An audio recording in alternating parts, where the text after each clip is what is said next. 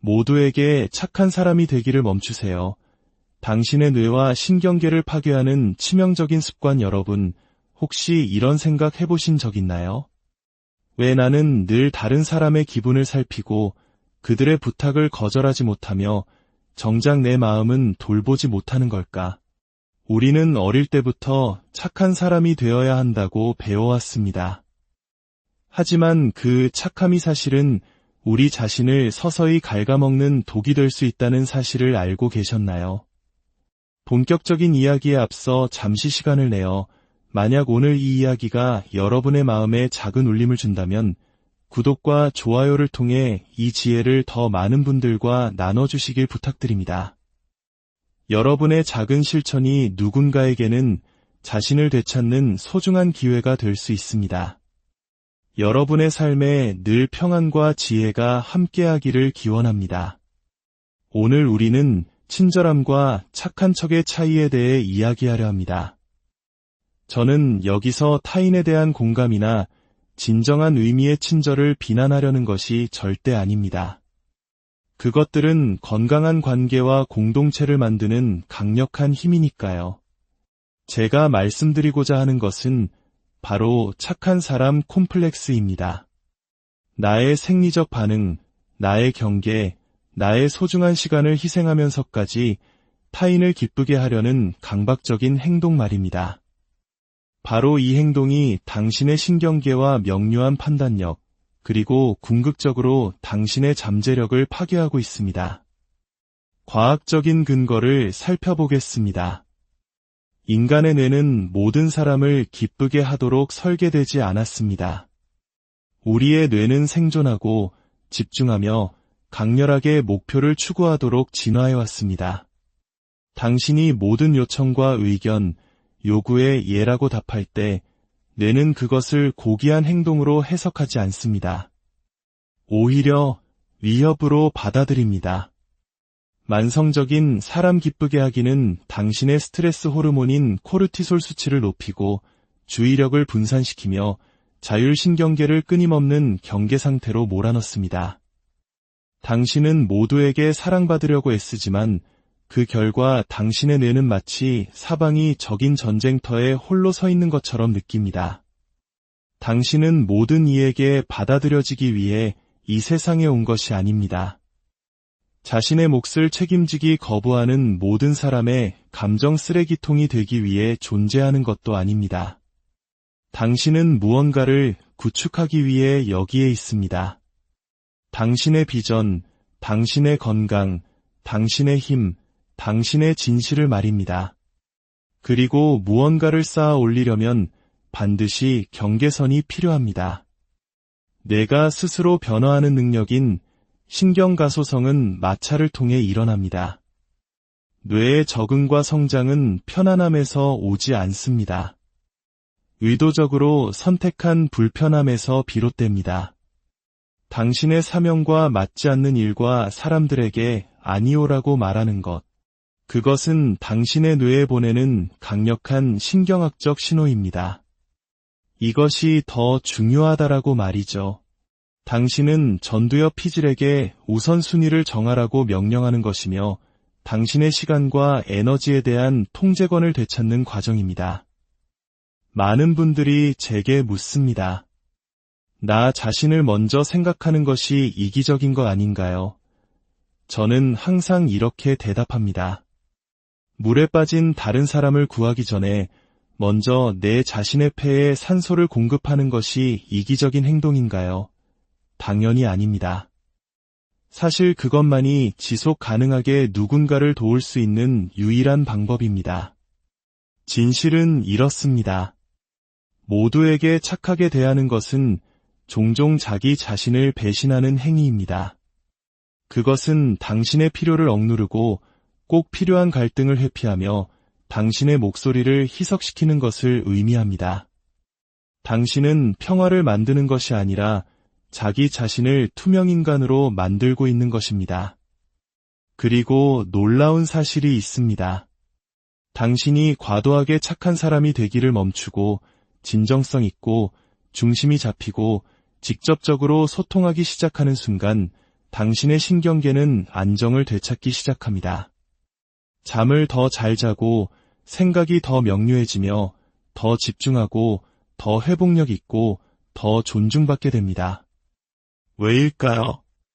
마침내 당신의 생물학적 본성과 행동이 일치하기 때문입니다. 그러니 오늘 당신에게 도전합니다. 착한 것들, 선한 것과 혼동하지 마십시오. 일시적인 인정을 받기 위해 당신의 가치를 타협하지 마십시오. 오해받고, 비판받고, 심지어 미움받는 것에 익숙해지십시오. 그 불편함은 실패의 신호가 아닙니다. 그것이야말로 당신이 진정한 자기 자신이 되어가는 과정에서 치르는 값진 대가입니다. 이 부분을 좀 더 구체적으로 설명해야겠습니다. 많은 사람들이 자신의 건강이 이미 나빠진 뒤에야 깨닫기 때문입니다. 당신이 원하지 않는 일에 예라고 말하고 갈등을 피하기 위해 동의하고 조화를 유지하기 위해 속마음을 억누른 채 미소 지을 때 당신은 실제로 뇌와 신체의 스트레스 반응을 촉발시키고 있는 것입니다. 이것은 비유가 아닙니다. 신경생물학적 사실입니다. 다른 사람에게 맞추기 위해 당신의 진정한 충동을 거스를 때마다 뇌의 현저성 네트워크라는 부분이 활성화됩니다. 이 네트워크는 사회적 위험, 거절의 신호, 외부의 승인에 자신의 안전이 달려있다는 징후를 찾기 위해 주변을 샅샅이 스캔하기 시작합니다. 이 스캔 과정은 코르티솔과 노르에피네프린 수치를 높입니다.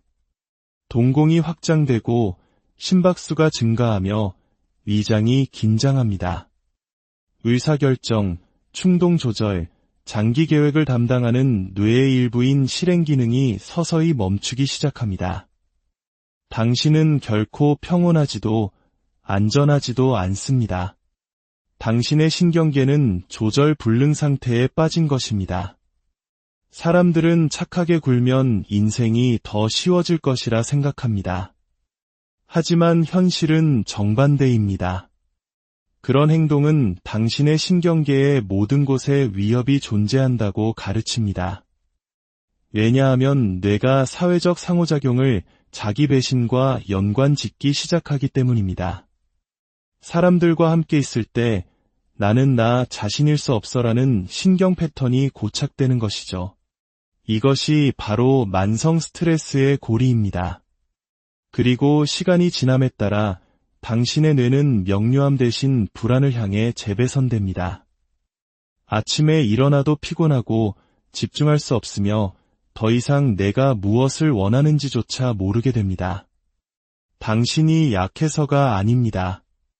자기 침묵이라는 습관에 뇌가 납치되었기 때문입니다. 대부분의 사람들은 친절함과 착한 척을 혼동합니다.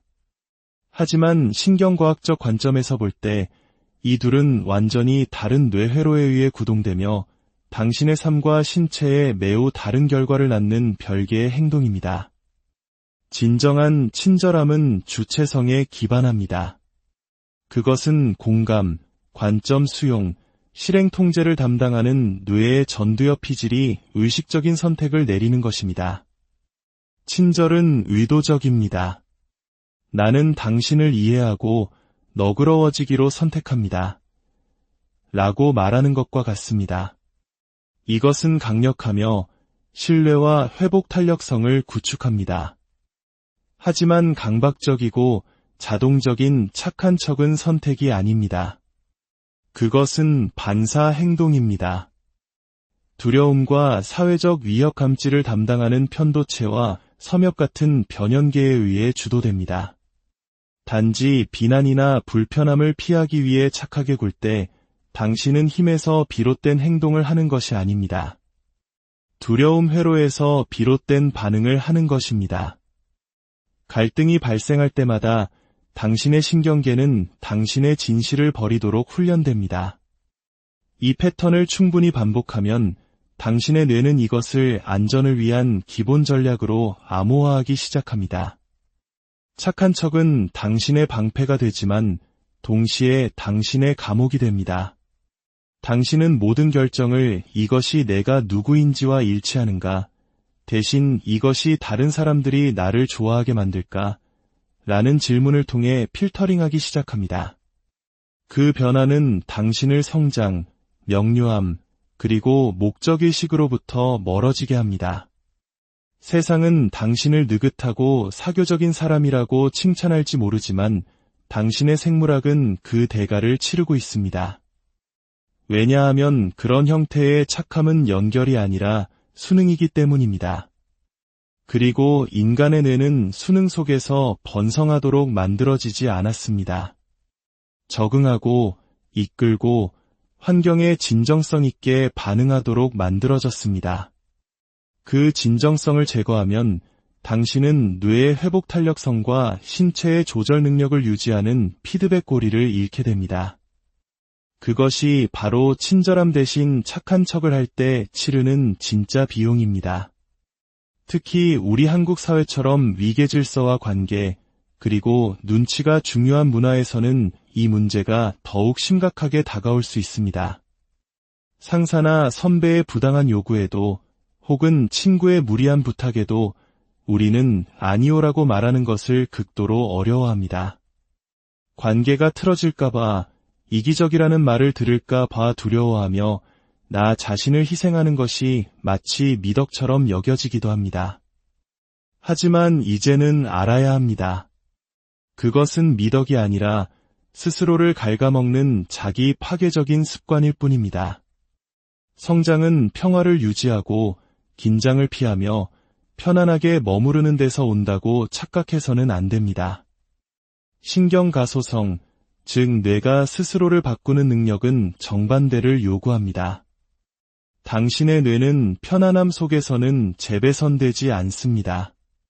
도전, 불편함, 그리고 자발적인 마찰에 반응하여 재배선됩니다. 예를 기대하는 사람에게 아니오라고 말하고 그 순간 불안이나 죄책감이 솟구치는 것을 느낄 때 바로 그 순간이 당신의 신경계가 스트레칭을 하는 순간입니다.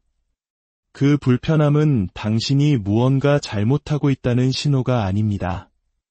그것은 재배선이 일어나고 있다는 생물학적 증거입니다.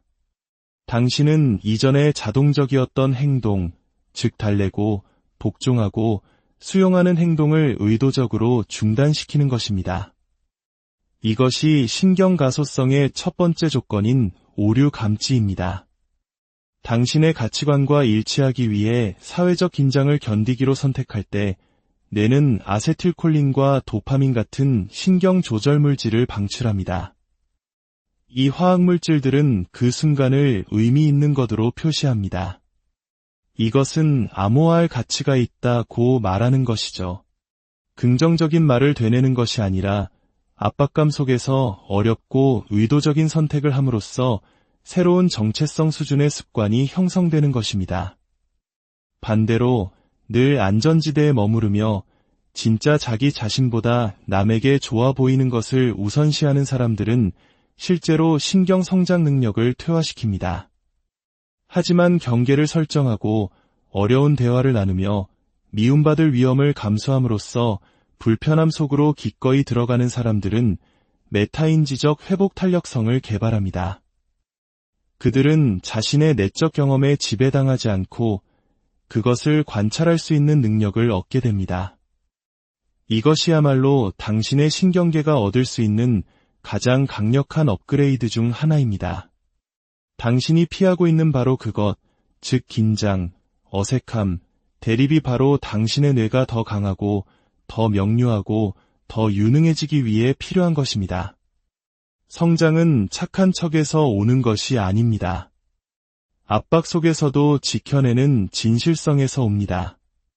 당신의 목표나 가치, 에너지 수준과 맞지 않는 일에 예라고 말할 때마다 당신은 단순히 사교적인 사람이 되는 것이 아닙니다. 당신은 실제로 뇌의 집중 능력을 파편화시키고 있습니다. 그리고 그 파편화에는 측정 가능한 비용이 따릅니다. 주의력은 유한한 자원입니다. 당신이 하루 종일 모든 요청에 부응하고 모든 사람의 감정에 반응하며 다른 사람들이 당신을 어떻게 인식하는지 관리하려고 애쓰며 보낼 때 당신은 그 귀한 주의력을 너무나도 많은 종종 무관한 영역에 흩뿌리고 있는 것입니다. 그 결과는 인지적 피로입니다. 번아웃은 과로에서 시작되는 것이 아니라 의미 있는 보상이 없는 일에 만성적으로 에너지를 잘못 할당하는 데서 시작됩니다. 동기부여와 보상의 중심인 도파민은 당신이 내면의 목표와 일치하는 것을 추구할 때 더 많이 방출됩니다. 그러나 당신의 행동이 외부의 인정에 의해 좌우될 때 도파민 분비는 평탄해집니다. 이것이 바로 착한 사람들이 온종일 옳은 일을 하고도 기진맥진하는 이유입니다. 그들은 의미를 추구한 것이 아니라 불편함을 피했을 뿐입니다. 그리고 뇌는 그 차이를 정확히 알고 있습니다. 만약 당신이 항상 지쳐있고 집중하지 못하며 동기부여가 되지 않는다면 그것은 규율의 부족이 아닐 수 있습니다. 아니오라고 말했어야 할 때 끊임없이 예라고 말함으로써 축적된 정신적 부채일 수 있습니다. 당신의 뇌는 의무감에 의해 주의력이 분열될 때 효율적으로 작동할 수 없습니다. 뇌는 명료함과 일관성을 필요로 합니다. 그리고 당신이 착한 척으로 위장된 소음을 그만 공급하기를 바랍니다. 결국 핵심은 이것입니다. 당신이 아니오라고 말할 때마다 당신은 통제권을 되찾는 것입니다.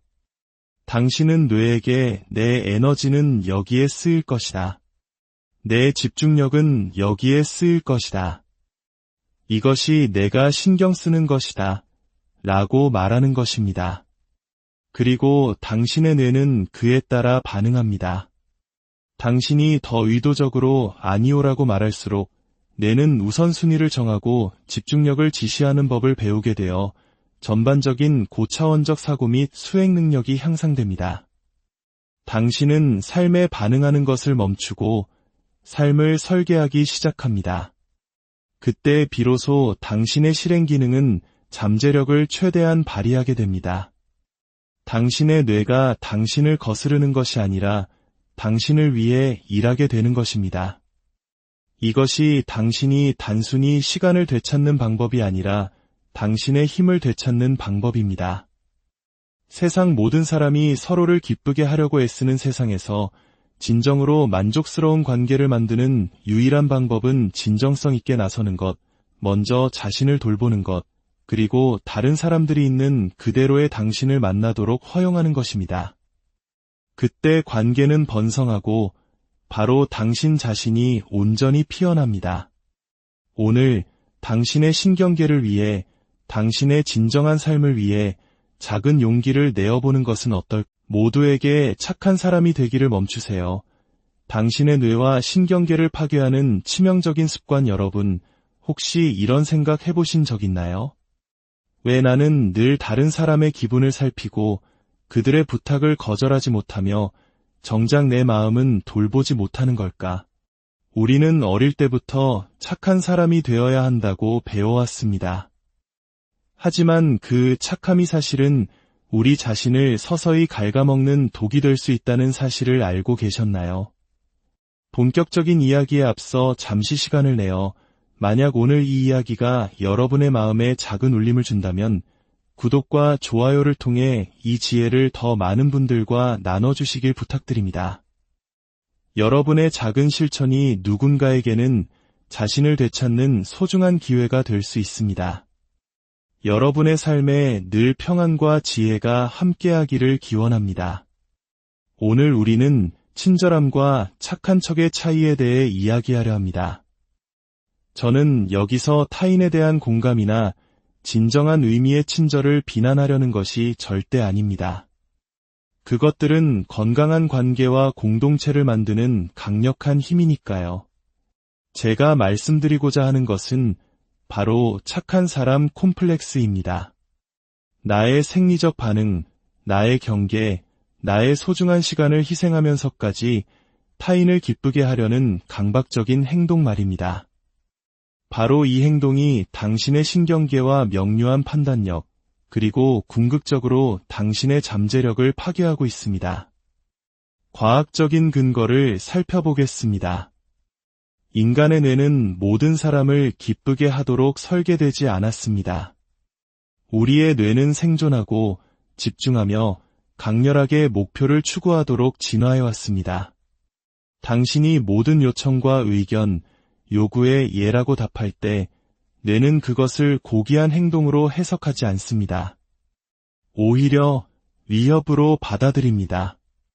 만성적인 사람 기쁘게 하기는 당신의 스트레스 호르몬인 코르티솔 수치를 높이고 주의력을 분산시키며 자율신경계를 끊임없는 경계 상태로 몰아넣습니다.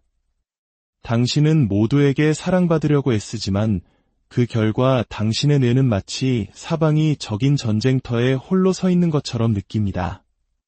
당신은 모든 이에게 받아들여지기 위해 이 세상에 온 것이 아닙니다.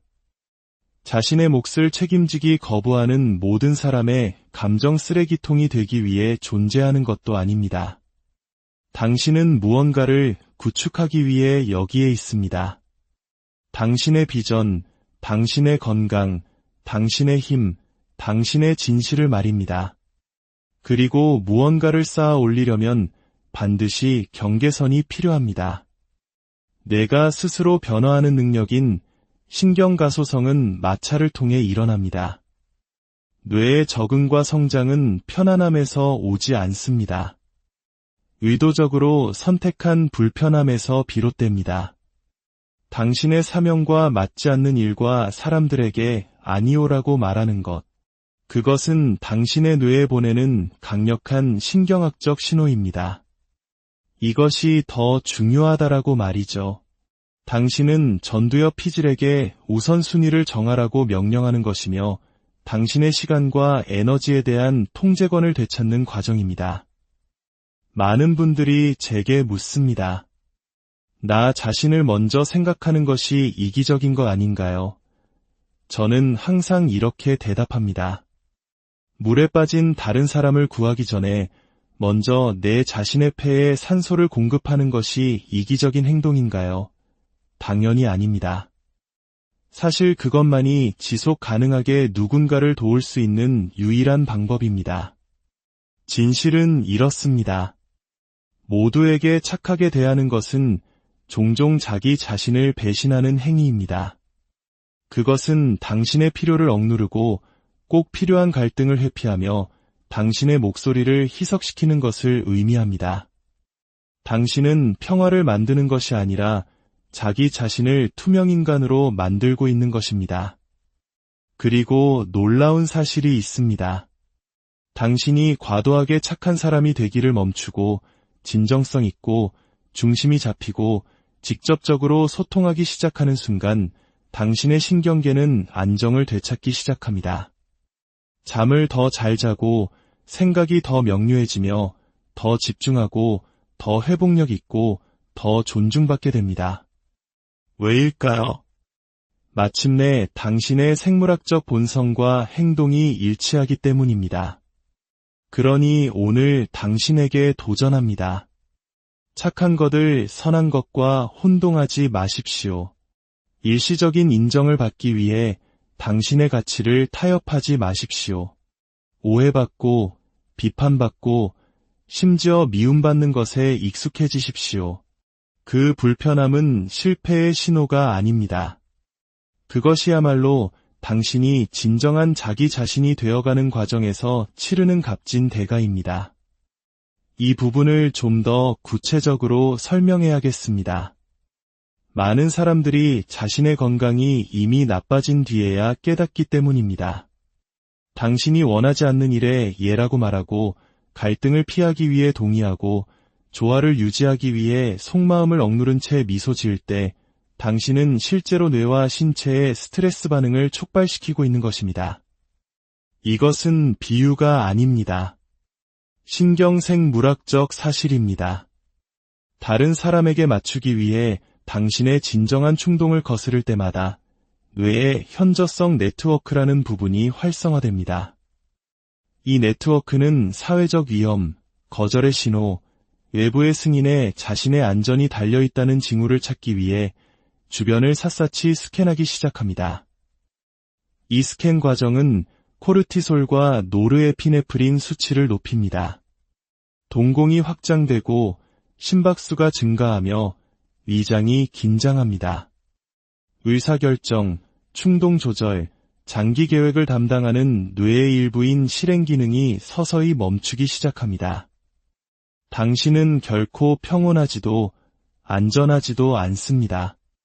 당신의 신경계는 조절 불능 상태에 빠진 것입니다. 사람들은 착하게 굴면 인생이 더 쉬워질 것이라 생각합니다. 하지만 현실은 정반대입니다. 그런 행동은 당신의 신경계의 모든 곳에 위협이 존재한다고 가르칩니다. 왜냐하면 뇌가 사회적 상호작용을 자기 배신과 연관 짓기 시작하기 때문입니다. 사람들과 함께 있을 때 나는 나 자신일 수 없어라는 신경 패턴이 고착되는 것이죠. 이것이 바로 만성 스트레스의 고리입니다. 그리고 시간이 지남에 따라 당신의 뇌는 명료함 대신 불안을 향해 재배선됩니다. 아침에 일어나도 피곤하고 집중할 수 없으며 더 이상 내가 무엇을 원하는지조차 모르게 됩니다. 당신이 약해서가 아닙니다. 자기 침묵이라는 습관에 뇌가 납치되었기 때문입니다. 대부분의 사람들은 친절함과 착한 척을 혼동합니다. 하지만 신경과학적 관점에서 볼 때 이 둘은 완전히 다른 뇌회로에 의해 구동되며 당신의 삶과 신체에 매우 다른 결과를 낳는 별개의 행동입니다. 진정한 친절함은 주체성에 기반합니다. 그것은 공감, 관점 수용, 실행 통제를 담당하는 뇌의 전두엽 피질이 의식적인 선택을 내리는 것입니다. 친절은 의도적입니다. 나는 당신을 이해하고 너그러워지기로 선택합니다. 라고 말하는 것과 같습니다. 이것은 강력하며 신뢰와 회복 탄력성을 구축합니다. 하지만 강박적이고 자동적인 착한 척은 선택이 아닙니다. 그것은 반사 행동입니다. 두려움과 사회적 위협 감지를 담당하는 편도체와 섬엽 같은 변연계에 의해 주도됩니다. 단지 비난이나 불편함을 피하기 위해 착하게 굴 때 당신은 힘에서 비롯된 행동을 하는 것이 아닙니다. 두려움 회로에서 비롯된 반응을 하는 것입니다. 갈등이 발생할 때마다 당신의 신경계는 당신의 진실을 버리도록 훈련됩니다. 이 패턴을 충분히 반복하면 당신의 뇌는 이것을 안전을 위한 기본 전략으로 암호화하기 시작합니다. 착한 척은 당신의 방패가 되지만 동시에 당신의 감옥이 됩니다. 당신은 모든 결정을 이것이 내가 누구인지와 일치하는가, 대신 이것이 다른 사람들이 나를 좋아하게 만들까? 라는 질문을 통해 필터링하기 시작합니다. 그 변화는 당신을 성장, 명료함, 그리고 목적의식으로부터 멀어지게 합니다. 세상은 당신을 느긋하고 사교적인 사람이라고 칭찬할지 모르지만 당신의 생물학은 그 대가를 치르고 있습니다. 왜냐하면 그런 형태의 착함은 연결이 아니라 수능이기 때문입니다. 그리고 인간의 뇌는 수능 속에서 번성하도록 만들어지지 않았습니다. 적응하고 이끌고 환경에 진정성 있게 반응하도록 만들어졌습니다. 그 진정성을 제거하면 당신은 뇌의 회복 탄력성과 신체의 조절 능력을 유지하는 피드백 고리를 잃게 됩니다. 그것이 바로 친절함 대신 착한 척을 할 때 치르는 진짜 비용입니다.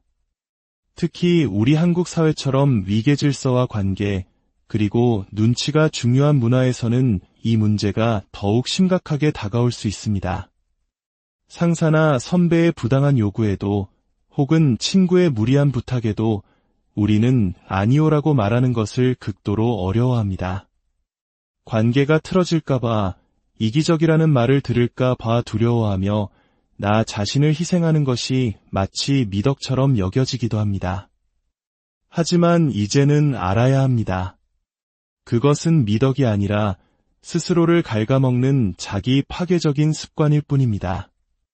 성장은 평화를 유지하고 긴장을 피하며 편안하게 머무르는 데서 온다고 착각해서는 안 됩니다. 신경가소성, 즉 뇌가 스스로를 바꾸는 능력은 정반대를 요구합니다. 당신의 뇌는 편안함 속에서는 재배선되지 않습니다. 도전, 불편함, 그리고 자발적인 마찰에 반응하여 재배선됩니다. 얘를 기대하는 사람에게 아니오라고 말하고 그 순간 불안이나 죄책감이 솟구치는 것을 느낄 때 바로 그 순간이 당신의 신경계가 스트레칭을 하는 순간입니다. 그 불편함은 당신이 무언가 잘못하고 있다는 신호가 아닙니다. 그것은 재배선이 일어나고 있다는 생물학적 증거입니다. 당신은 이전에 자동적이었던 행동, 즉 달래고, 복종하고, 수용하는 행동을 의도적으로 중단시키는 것입니다. 이것이 신경가소성의 첫 번째 조건인 오류 감지입니다. 당신의 가치관과 일치하기 위해 사회적 긴장을 견디기로 선택할 때 뇌는 아세틸콜린과 도파민 같은 신경 조절 물질을 방출합니다. 이 화학물질들은 그 순간을 의미 있는 것으로 표시합니다. 이것은 암호화할 가치가 있다고 말하는 것이죠. 긍정적인 말을 되뇌는 것이 아니라 압박감 속에서 어렵고 의도적인 선택을 함으로써 새로운 정체성 수준의 습관이 형성되는 것입니다. 반대로 늘 안전지대에 머무르며 진짜 자기 자신보다 남에게 좋아 보이는 것을 우선시하는 사람들은 실제로 신경 성장 능력을 퇴화시킵니다.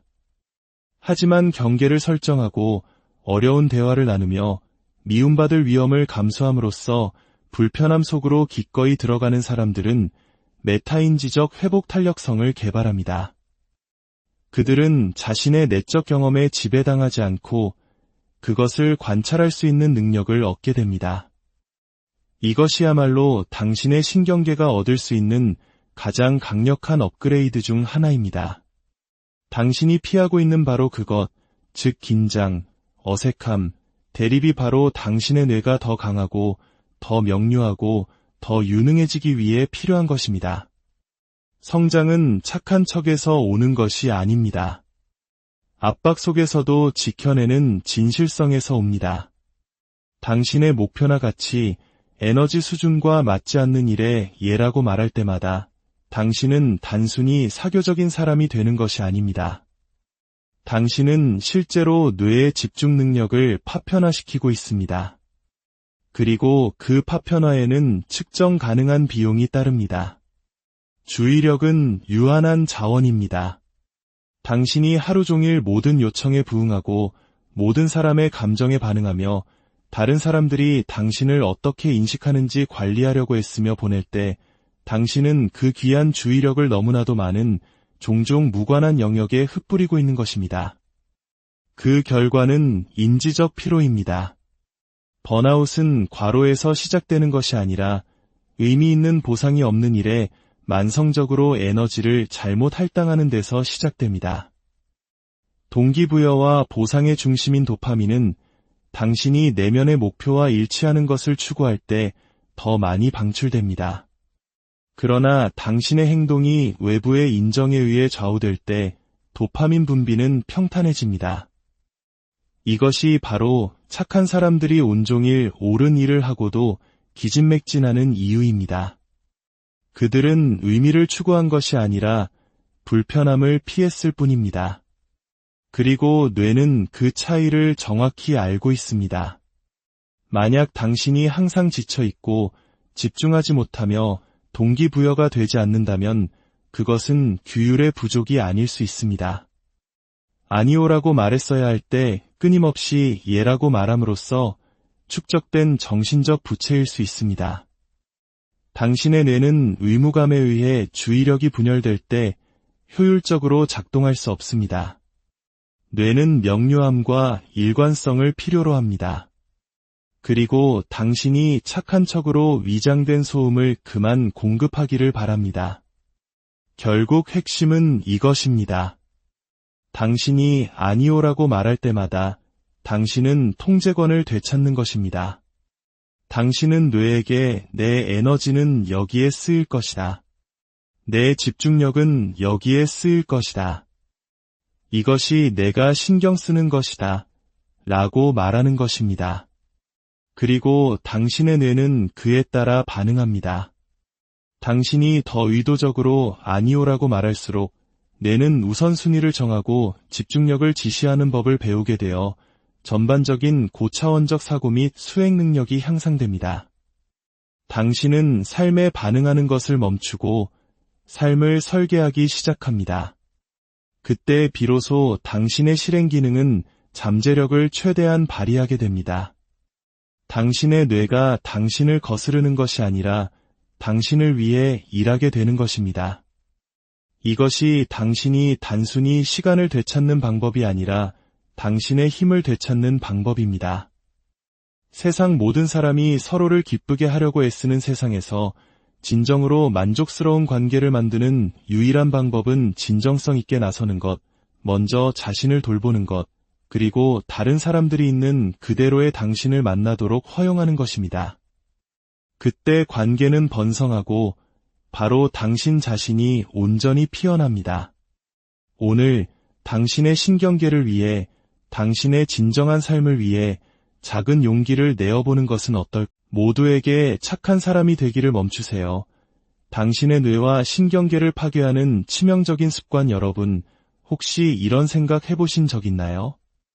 왜 나는 늘 다른 사람의 기분을 살피고 그들의 부탁을 거절하지 못하며 정작 내 마음은 돌보지 못하는 걸까? 우리는 어릴 때부터 착한 사람이 되어야 한다고 배워왔습니다. 하지만 그 착함이 사실은 우리 자신을 서서히 갉아먹는 독이 될 수 있다는 사실을 알고 계셨나요? 본격적인 이야기에 앞서 잠시 시간을 내어 만약 오늘 이 이야기가 여러분의 마음에 작은 울림을 준다면 구독과 좋아요를 통해 이 지혜를 더 많은 분들과 나눠주시길 부탁드립니다.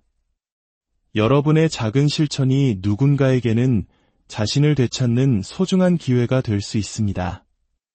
여러분의 삶에 늘 평안과 지혜가 함께하기를 기원합니다. 오늘 우리는 친절함과 착한 척의 차이에 대해 이야기하려 합니다. 저는 여기서 타인에 대한 공감이나 진정한 의미의 친절을 비난하려는 것이 절대 아닙니다. 그것들은 건강한 관계와 공동체를 만드는 강력한 힘이니까요. 제가 말씀드리고자 하는 것은 바로 착한 사람 콤플렉스입니다. 나의 생리적 반응, 나의 경계, 나의 소중한 시간을 희생하면서까지 타인을 기쁘게 하려는 강박적인 행동 말입니다. 바로 이 행동이 당신의 신경계와 명료한 판단력, 그리고 궁극적으로 당신의 잠재력을 파괴하고 있습니다.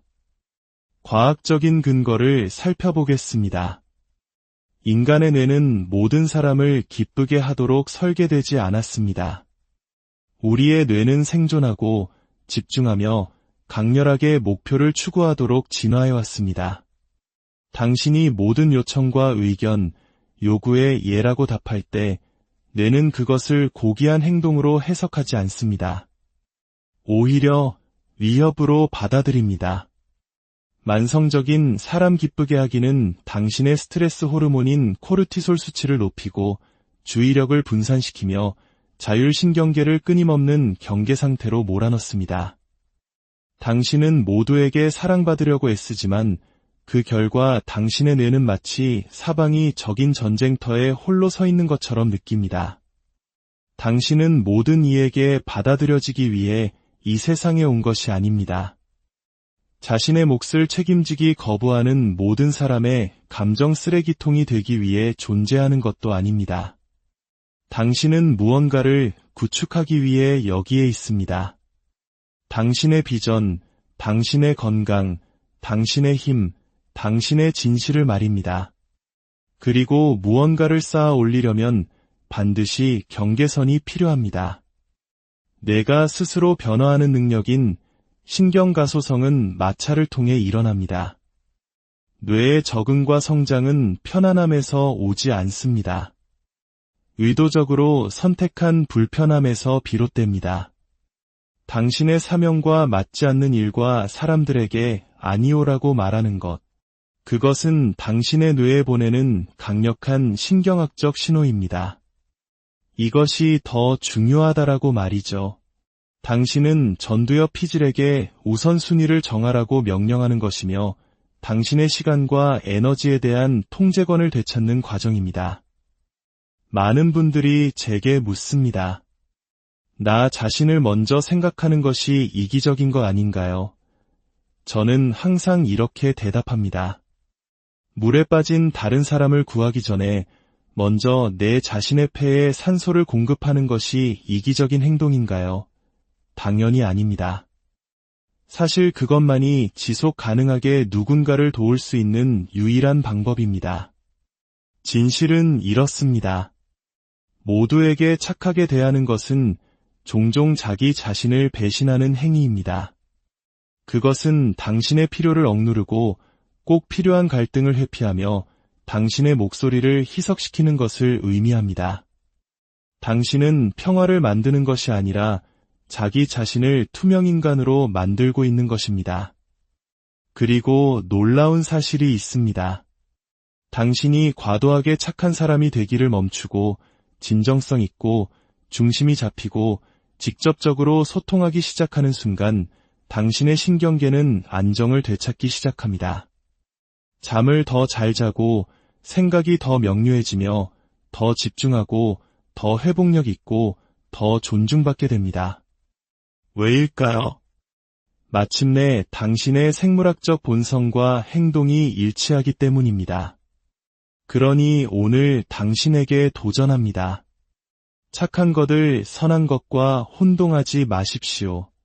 일시적인 인정을 받기 위해 당신의 가치를 타협하지 마십시오. 오해받고 비판받고 심지어 미움받는 것에 익숙해지십시오. 그 불편함은 실패의 신호가 아닙니다.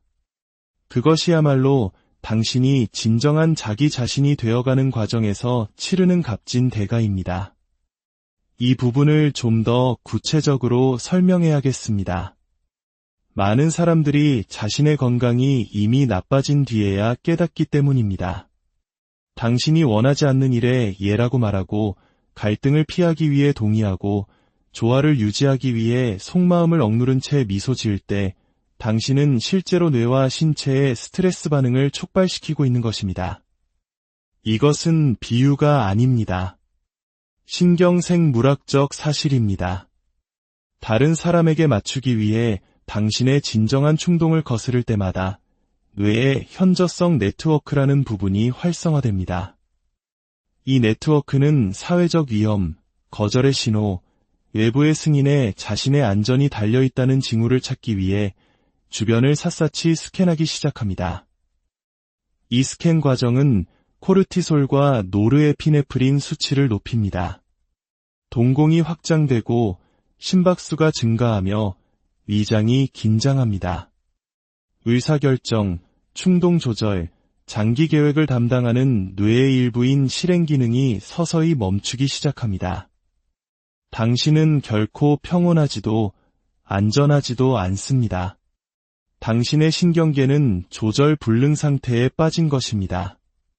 사람들은 착하게 굴면 인생이 더 쉬워질 것이라 생각합니다. 하지만 현실은 정반대입니다. 그런 행동은 당신의 신경계의 모든 곳에 위협이 존재한다고 가르칩니다.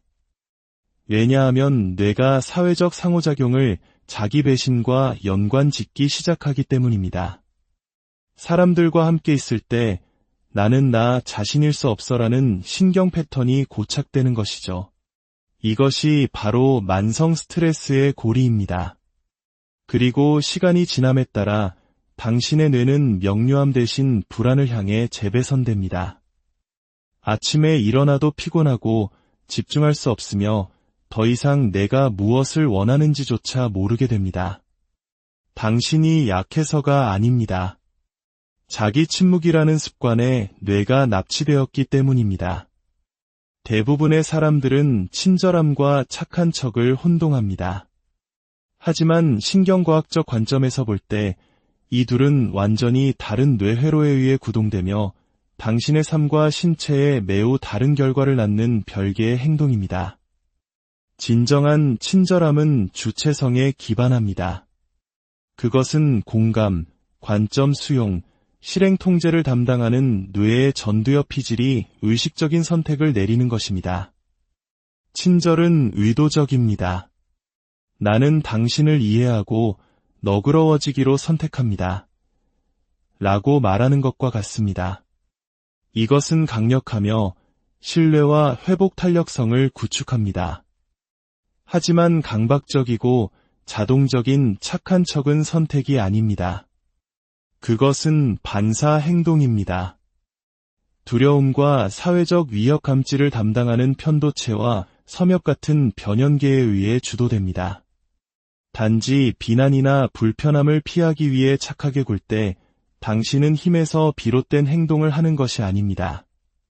두려움 회로에서 비롯된 반응을 하는 것입니다. 갈등이 발생할 때마다 당신의 신경계는 당신의 진실을 버리도록 훈련됩니다. 이 패턴을 충분히 반복하면 당신의 뇌는 이것을 안전을 위한 기본 전략으로 암호화하기 시작합니다.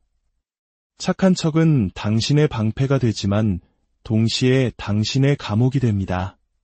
당신은 모든 결정을 이것이 내가 누구인지와 일치하는가, 대신 이것이 다른 사람들이 나를 좋아하게 만들까? 라는 질문을 통해 필터링하기 시작합니다. 그 변화는 당신을 성장, 명료함, 그리고 목적의식으로부터 멀어지게 합니다. 세상은 당신을 느긋하고 사교적인 사람이라고 칭찬할지 모르지만 당신의 생물학은 그 대가를 치르고 있습니다. 왜냐하면 그런 형태의 착함은 연결이 아니라 수능이기 때문입니다. 그리고 인간의 뇌는 수능 속에서 번성하도록 만들어지지 않았습니다. 적응하고 이끌고 환경에 진정성 있게 반응하도록 만들어졌습니다. 그 진정성을 제거하면 당신은 뇌의 회복 탄력성과 신체의 조절 능력을 유지하는 피드백 고리를 잃게 됩니다. 그것이 바로 친절함 대신 착한 척을 할 때 치르는 진짜 비용입니다. 특히 우리 한국 사회처럼 위계 질서와 관계, 그리고 눈치가 중요한 문화에서는 이 문제가 더욱 심각하게 다가올 수 있습니다. 상사나 선배의 부당한 요구에도 혹은 친구의 무리한 부탁에도 우리는 아니오라고 말하는 것을 극도로 어려워합니다. 관계가 틀어질까봐, 이기적이라는 말을 들을까 봐 두려워하며 나 자신을 희생하는 것이 마치 미덕처럼 여겨지기도 합니다. 하지만 이제는 알아야 합니다. 그것은 미덕이 아니라 스스로를 갉아먹는 자기 파괴적인 습관일 뿐입니다. 성장은 평화를 유지하고 긴장을 피하며 편안하게 머무르는 데서 온다고 착각해서는 안 됩니다. 신경가소성, 즉 뇌가 스스로를 바꾸는 능력은 정반대를 요구합니다. 당신의 뇌는 편안함 속에서는 재배선되지 않습니다. 도전, 불편함, 그리고 자발적인 마찰에 반응하여 재배선됩니다. 예를 기대하는 사람에게 아니오라고 말하고 그 순간 불안이나 죄책감이 솟구치는 것을 느낄 때 바로 그 순간이 당신의 신경계가 스트레칭을 하는 순간입니다. 그 불편함은 당신이 무언가 잘못하고 있다는 신호가 아닙니다. 그것은 재배선이 일어나고 있다는 생물학적 증거입니다. 당신은 이전에 자동적이었던 행동, 즉 달래고, 복종하고, 수용하는 행동을 의도적으로 중단시키는 것입니다. 이것이 신경가소성의 첫 번째 조건인 오류 감지입니다. 당신의 가치관과 일치하기 위해 사회적 긴장을 견디기로 선택할 때 뇌는 아세틸콜린과 도파민 같은 신경 조절 물질을 방출합니다. 이 화학물질들은 그 순간을 의미 있는 것으로 표시합니다. 이것은 암호화할 가치가 있다고 말하는 것이죠. 긍정적인 말을 되뇌는 것이 아니라 압박감 속에서 어렵고 의도적인 선택을 함으로써 새로운 정체성 수준의 습관이 형성되는 것입니다.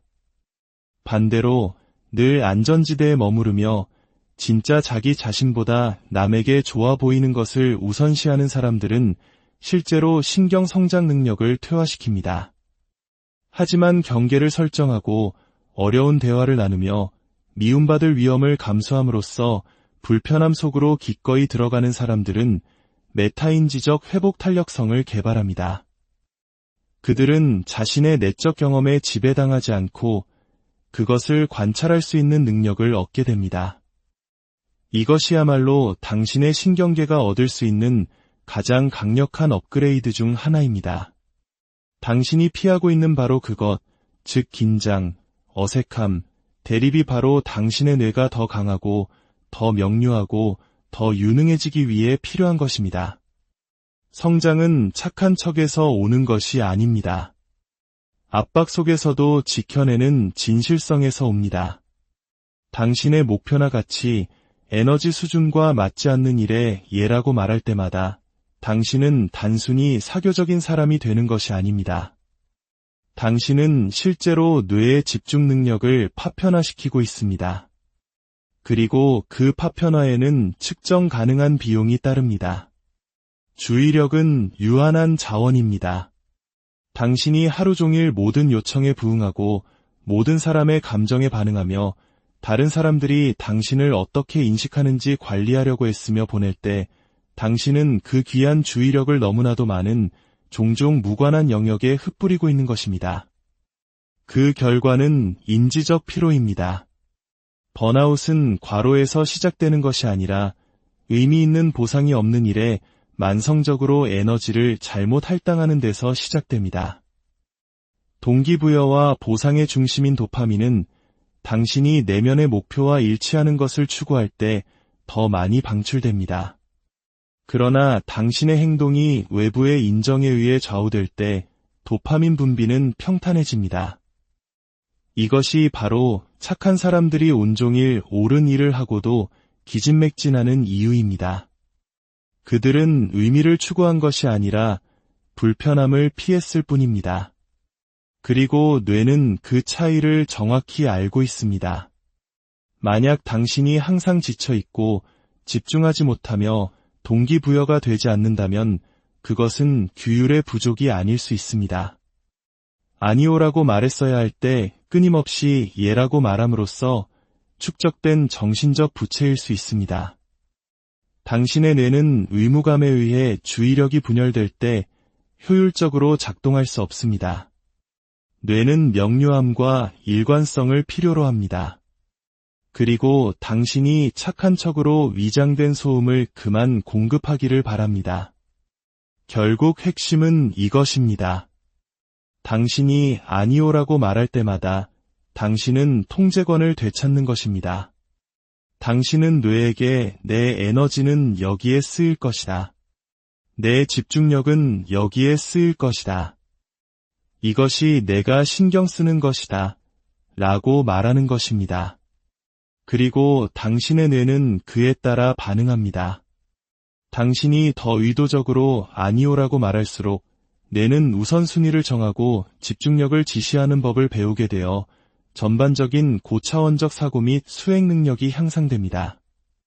당신은 삶에 반응하는 것을 멈추고 삶을 설계하기 시작합니다. 그때 비로소 당신의 실행 기능은 잠재력을 최대한 발휘하게 됩니다. 당신의 뇌가 당신을 거스르는 것이 아니라 당신을 위해 일하게 되는 것입니다. 이것이 당신이 단순히 시간을 되찾는 방법이 아니라 당신의 힘을 되찾는 방법입니다. 세상 모든 사람이 서로를 기쁘게 하려고 애쓰는 세상에서 진정으로 만족스러운 관계를 만드는 유일한 방법은 진정성 있게 나서는 것, 먼저 자신을 돌보는 것, 그리고 다른 사람들이 있는 그대로의 당신을 만나도록 허용하는 것입니다. 그때 관계는 번성하고 바로 당신 자신이 온전히 피어납니다.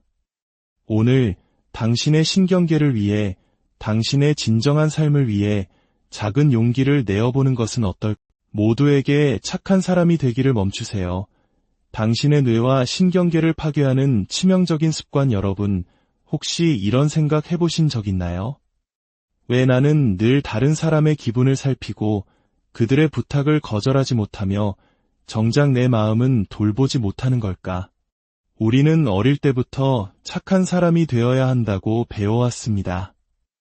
하지만 그 착함이 사실은 우리 자신을 서서히 갉아먹는 독이 될 수 있다는 사실을 알고 계셨나요?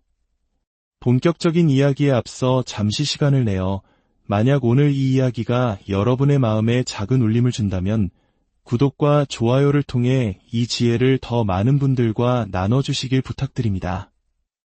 여러분의 작은 실천이 누군가에게는 자신을 되찾는 소중한 기회가 될 수 있습니다.